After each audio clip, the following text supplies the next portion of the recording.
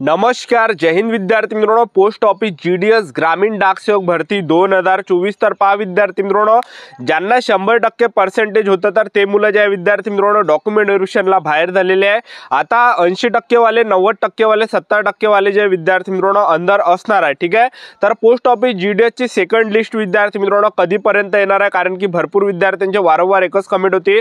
आणि तुमच्यासाठी एक आणखीन आनंदाची बातमी आहे की बा आणखीन नवीन जे विद्यार्थी मित्रांनो पोस्ट ऑफिस जीडीएस ग्रामीण डाकसेवकची नवीन भरती निघत आहे। 48,000 जागांसाठी ते 10वी पासवर लेखी परीक्षा नसणार आहे, त्याबद्दल सुद्धा आपण आजच्या व्हिडिओच्या माध्यमातून बोलणार आहे। या व्हिडिओमध्ये ते कधी लागणार आहे, त्याचबरोबर हे जे दुसरी सेकंड लिस्ट लागणार आहे, तर या दुसऱ्या सेकंड लिस्टचा कट ऑफ किती जाणार आहे, SC ST OBC WS open या सर्व कॅटेगरीचा, पीडब्ल्यू कॅटेगरीचा, तर अहमदनगर डिव्हिजनचा कट ऑफ किती जाणार आहे, Akola, Amravati division, Aurangabad, Sambhajinagar, Baramati, Beed, Bhusawal, Buldhana, Chandrapur, Dhule, Goa, Jalgaon, Karad, Kolhapur, Malegaon, Mumbai city north west, Mumbai city south, Nagpur city, Nagpur mofussil, Nanded, Nashik, Navi Mumbai, Osmanabad, Palghar, Pandharpur, Parbhani, Pune city east, Pune city west, Pune mofussil, Raigad, Ratnagiri, Miraj, Bhusawal, Sangli, Satara, Shrirampur, Sindhudurg, Solapur, Thane, Wardha, Yavatmal, तर या सर्व डिव्हिजनचा कट ऑफ किती जाणार आहे आणि सेफ झोन किती असणार आहे सेकंड लिस्टचा। ठीक आहे, आणि 60% वाल्यांचं, 70% वाल्यांचं, 80% वाल्यांचं, 90% वाल्यांचं सिलेक्शन कोणत्या लिस्टमध्ये होणार आहे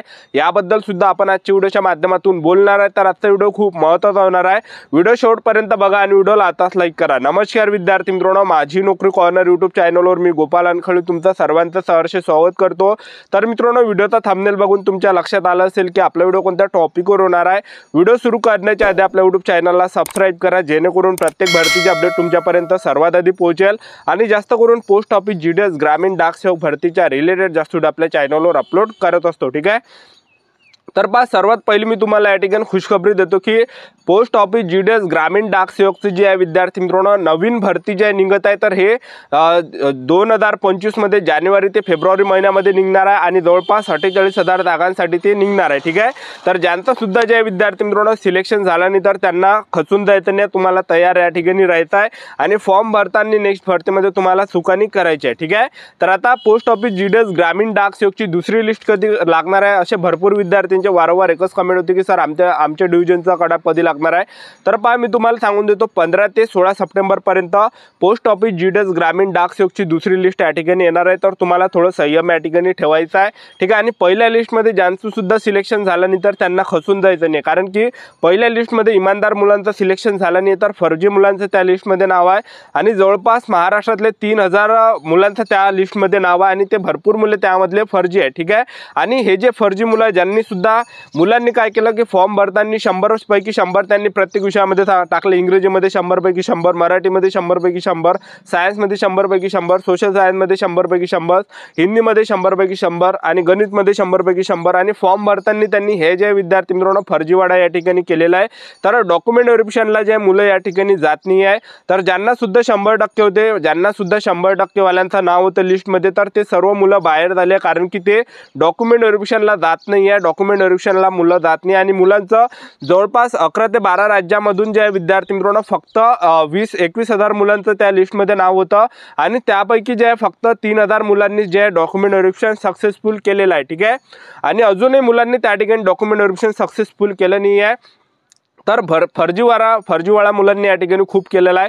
मुलांनी काय केलं, स्वतःवरून मार्क जास्त टाकला, तर त्यांनी स्वतःवरून मार्क टाकल्यामुळे ज्यांना इमानदारीनं मार्क्स पडले तर त्या विद्यार्थ्यांचं या ठिकाणी ज्या पहिल्या लिस्टमध्ये जे सिलेक्शन झालं नाही आहे। ठीक आहे, तर ज्यांचं सुद्धा पहिल्या लिस्टमध्ये सिलेक्शन झालं नाही तर तुम्हाला खचून जायचं नाही, कारण की पोस्ट ऑफिस जीडीएस ग्रामीण डाकसेवकची एकच लिस्ट लागणार नाही, तर याचे ज्या विद्यार्थी मित्रांनो 6 ते 7 लिस्टा या ठिकाणी लागणार आहे, 7 तर लिस्टा लागणार आहे। ठीक आहे, कारण की 2023 ला सुद्धा पोस्ट ऑफिस जीडीएस ग्रामीण डाकसेवकची भरती आली होती, तर त्यावेळेस जवळपास 6 ते 7 लिस्टा त्यावेळेस लागल्या होत्या, 30,000 जागांसाठी भरती होती ते आणि 7 लिस्टा लागल्या होत्या त्यावेळेस। ठीक आहे, तर यावर्षी जे 40 म्हणजे 44,240 जागा आहे, तर यावर्षी जवळपास 7 ते 8 लिस्टा लागणार आहे आणि तुमच्या ज्या पोस्ट ऑफिस जीडीएस ग्रामीण डाकसेवकच्या ज्या लिस्ट आहे तर ह्या 31 डिसेंबर 2024 पर्यंत ह्या लिस्टा लागणार आहे।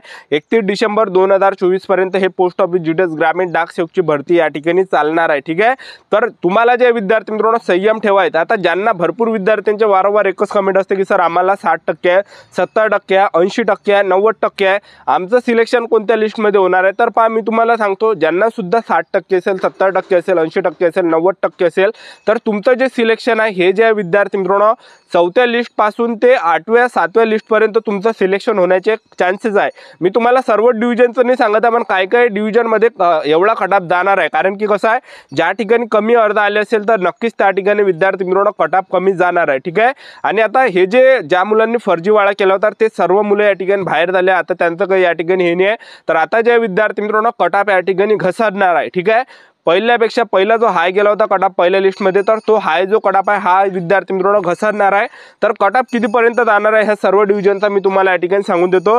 तर पहा, अहमदनगर डिव्हिजन आहे, अकोला डिव्हिजन आहे, त्याचबरोबर अमरावती झाला, Aurangabad, Sambhajinagar, Baramati, Beed, Bhusawal, Buldhana, Chandrapur, Dhule, Goa, Jalgaon, Karad, Kolhapur, Malegaon, Mumbai city north west, Mumbai city west south, Nagpur city, Nagpur, mofussil, Nanded, Nashik, Navi Mumbai, Osmanabad, Palghar, Pandharpur, Parbhani, Pune city east, Pune city west, Pune mofussil, Raigad, Ratnagiri, Miraj, Bhusawal, Sangli, Satara, Shrirampur, Sindhudurg, Solapur, Thane, Wardha, Yavatmal. तर या सर्व डिव्हिजनचा जो कटऑफ जाणार आहे SC ST OBC EWS open या सर्व कॅटेगरीचा हा जवळपास 91 ते 93च्या दरम्यान या ठिकाणी जाणार आहे. ठीक आहे. कोणकोणत्या डिव्हिजनचा आहे? 90 सुद्धा जाऊ शकते, 91 सुद्धा जाऊ शकते, 92 सुद्धा जाऊ शकते आणि 93 सुद्धा जाऊ शकते आणि एखाद्या डिव्हिजनचा 94 पर्यंत सुद्धा जाऊ शकते. ज्या ठिकाणी कमी जागा असेल आणि जास्त जे त्या ठिकाणी अर्ध आले तर नक्कीच त्या ठिकाणी 93-94 पर्यंत कटऑफ या ठिकाणी जाण्याची शक्यता आहे. ठीक आहे.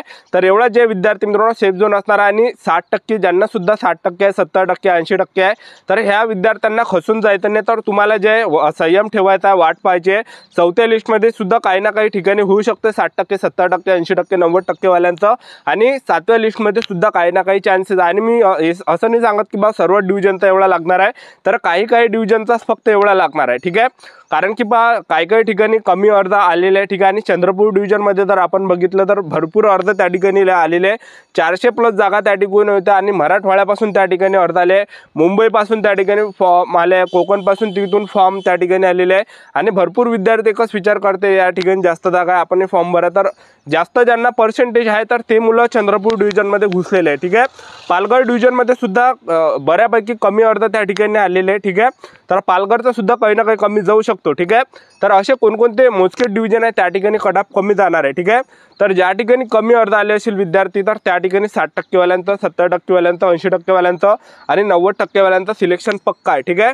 आणि हे 7व्या किंवा 8व्या लिस्टमध्ये सुद्धा होऊ शकते किंवा 4थ्या 5व्या 6व्यापासून सुद्धा या ठिकाणी स्टार्ट होऊ शकते कोणकोणत्या डिव्हिजनमध्ये. ठीक आहे.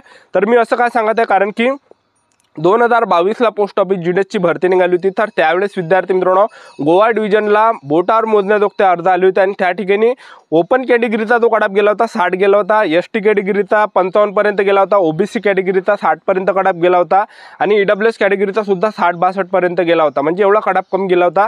आणि जे PWD कॅटेगरी आहे तर त्या कॅटेगरीचा कटऑफ थोडा कमी जाणार आहे. ठीक आहे. जे पण PW कॅटेगरीचे असेल तर त्यांचा ह्या कॅटेगरीपेक्षा कमी कटऑफ या ठिकाणी जाण्याची शक्यता आहे. ठीक आहे.